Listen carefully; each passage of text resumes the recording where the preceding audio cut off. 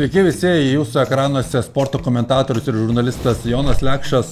Praėjusią savaitę dėja, bet pataikiau dar vieną kartą Žalgirio pasirodymą Eurolygoje, pralaimėjimas Miunchene šį sezoną dar nie karto nesuklydau suspėdamas Žalgirio galutinį rezultatą europinėse kovose. Ši savaitė Eurolygoje dvigubas, stengsiuos toliau ištęsti savo gerą seriją, bet prieš tai noriu pasakyti, kad nemiegokite, prenumeruokite mano kanalą, kadangi kitą savaitę jūsų laukia siurprizas, nauja tokia šventinė laida, kuri neišeis reguliariai, bet karts nuo karto pasirodys mano kanale, tad tikrai laukite to, o dabar pradedu nuo savo prognozių, pradedu nuo antradienio Eurolygoje savaitė dviguba ir Fenerbahčė. Antradienį Šarūno Jasikevičiaus treniruojama, namuose priima Miuncheno Bayerną, atvažiuoja Bavarai, įveikia Kauno Žalgirį ir būtent Šarūnas Jasikevičius praėjusią savaitę gyrė Bayerną ir sakė, kad Europoje vieninteliai jie šiuo metu žaidžia gerą krepšinį. Taip yra iš tiesų, galbūt su Žalgiriu tos kokybės per daugiausiai nebuvo, bet tas puolimas tikrai žavi, kaip viskas lengvai ten sukasi, o Nuralpas Bitimas galbūt debituos prieš savo komandą Realę, kuri paskolino Bayernui šiam sezonui. Laukia tikrai labai įdomios rungtynės, Veido Boldvino panašu, kad nebus artimiausių metų, bent kelias savaitės, ta trauma rimtesnė negu manyta.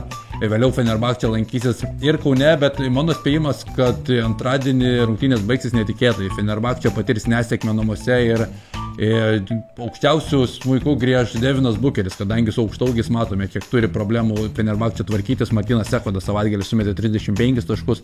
Manau, kad Bukeris pratęs tą prastą Fenerbahčė tendenciją gynyboje.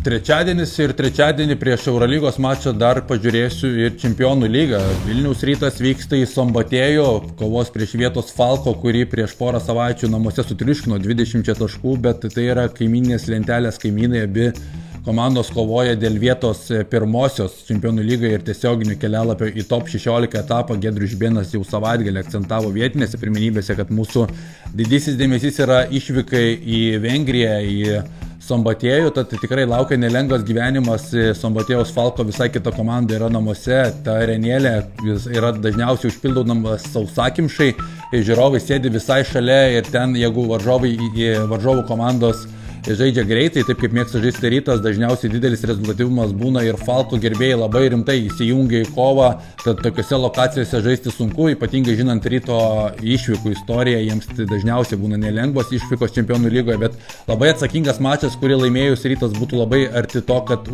iškovotų pirmąją vietą savo grupėje, tad noriu tikėti, kad vilniečiai susitvarkys su tokiu spaudimu ir iškovos sudėtingą pergalę ir manau, kad vis tiek mačas bus rezultatyvus, viskas suktis aplink 90-80 virš taškų.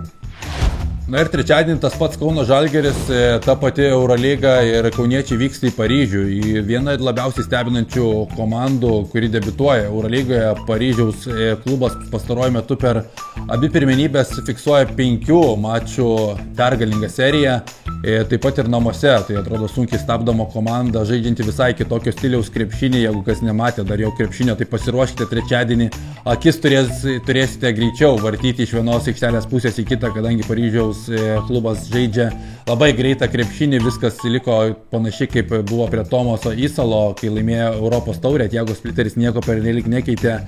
4 pergalės paeiliui namuose, tik tais vienintelis mačas, pirmasis Eurolygoje prieš Crveną Zvezdą buvo dramatiškai pralaimėtas, tad laukia kietas riešutėlis, nors prieš šią sezoną turbūt žiūrėtum Paryžių kaip į vietą, kur būtina pasimti pergalę. Ir vėl labai skirtingos komandos, Žalgiris bandys numušinėti tempą, bandys numušti rezultatyvumą, bet net ir mažame rezultatyvume praėjusią savaitę Paryžius nugalėjo Partizaną namuose. TJ Shortso pasaka atrodo baiginėjasi, varžovai vis labiau išskautina, vis dėlto šitas mažylis neturi gero metimo iš distancijos ir kuo daugiau medžiagos turi skautinti treneriai, tuo sunkiau darosi TJ Shortsui, tačiau yra Nadiras Hifi, kuris žaidžia labai nestabiliai, bet yra netradicinis krepšininkas su geru metimu iš distancijos ir Žalgiriui bus pagrindiniai akcentai sustabdyti jų bėgančią perimetro liniją. Tikiu, kad Dovydas Giedraitis su Arnu Butkevičiumi ir Metu Mičelu kartu pristabdys tiek TJ Shortsą, tiek Nadirą Hifi ir iškovos žalgiriečiai pergalę. Daugiau gynybinėse rungtynėse prognozuoju pergalę Žalgiriui, 7 taškų persvara maždaug, rezultatas galbūt suksis 83-76 mano prognozė.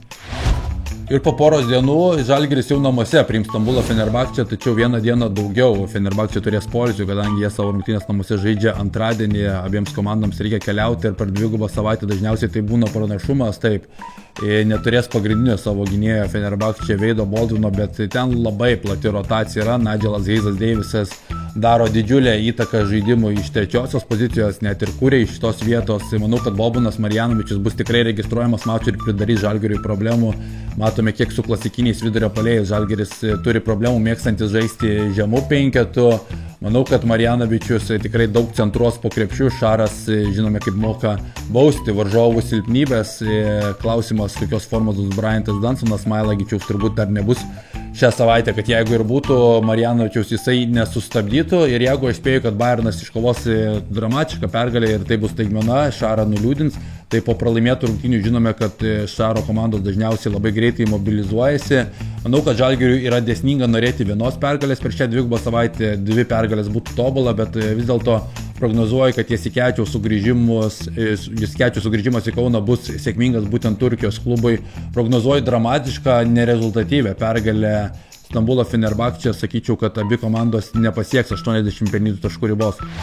Nu ir ką, paskutinis savaitės desertas, paskutinis mačas prieš pat rinktinių langą, vietinės pirmenybės kitą savaitę nevyks, o būtent šį sekmadienį laukia Vilniaus derbis, užsidarys pirmasis reguliariojo sezono ratas LKL. Vilniaus Rytas prieš Wolves, Rytas kaip šeimininkai nominalus, bet ta pati ASG arena ir abi komandos žiauriai karštos, neskaičiuojant šių savaičių rezultatų. Savaitės viduryje dar ir Wolves žais Europos taurės su Trento klubu, bet jie žais namuose, Rytas turės keliauti. Tai Wolves skaičiuoja 6 pergalių seriją per visus frontus, Rytas laimėjo net 8 kartus paeiliui. Vilniaus komandos šiuo metu dominuoja ne tik LKL, bet dominuoja ir Europoje ir laukia super įdomus mačas, turėtų būti jisai kaip visada super rezultatyvus, kadangi abi komandos yra tokio braižo, bet galvoju, kad didelį įtaką darys tai, kur komandos žaidžia savaitės metu ir kokios atsakingos rungtynės laukia Rytui. Manau, kad Wolves bus šviežesni, manau, kad Rytas neturės ką prieš pastatyti prieš Anthony Cowaną, kuris yra per greitas tiesiog visoms komandoms. Rytas taip turi pranašumų priekinė linijoje, bet Inokas vis dėlto man nepateisino dar lūkesčių. Ąžuolas Tubelis žaidžia banguojančiai, taip pat yra Andrew Andrewsas, kuris puikiai žino, kaip žaisti tokius didelius mačus, tai bet kokia atveju didelis mačas. Jeffrey Tayloras šiai dienai atrodo, kad Wolves yra pasiruošę mesti Rytui rimtą iššūkį, abi komandos ant popieriaus yra labai lygios ir aš prognozuoju labai gražų reginį žiūrovams, prognozuoju, kad abi komandos mes virš 90 taškų ir mano prognozė, kad Vilniaus Wolves nutrauks Ryto pergalių seriją ir iškovos dramatišką pergalę keliais taškeliais. Nu ką, šią savaitę tiek, kitą savaitę, kaip jau minėjau, naujas projektėlis užsisuks, pažiūrėsime pilotinę laidą, kaip viskas pavyks, bet prenumeruokite kanalą, laikinkite šį video ir iki kitų kartų.